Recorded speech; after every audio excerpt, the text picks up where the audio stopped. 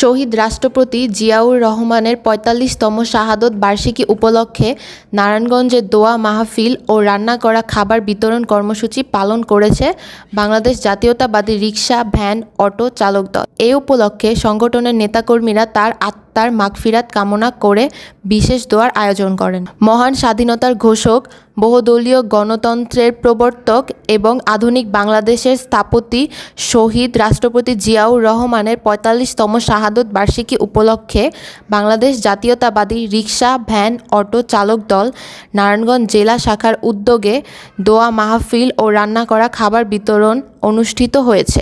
১৪ই জুন বাদ-জোহর পঞ্চবটি বোরাক কাউন্টারের সামনে এ কর্মসূচির আয়োজন করা হয়। বাংলাদেশ জাতীয়তাবাদী দল নারায়ণগঞ্জ জেলার সহসভাপতি আমি মোহাম্মদ তারামিয়া প্রধান শহীদ জিয়াউর রহমান মৃত্যুবার্ষিকী ৪৫তম মৃত্যুবার্ষিকী উপলক্ষে আজ বাংলাদেশ জাতীয়তাবাদী রিকশা, ভ্যান, অটো নারায়ণগঞ্জ জেলার আজকে দোয়ার মাহফিল আয়োজন করা হয়েছে এবং খালেদা জিয়ার মাগফিরাতের দোয়া আমরা কামনা করছি এবং বাংলাদেশ জাতীয়তাবাদী দল পক্ষ থেকে আমি সবাইকে স্বাগত জানালাম।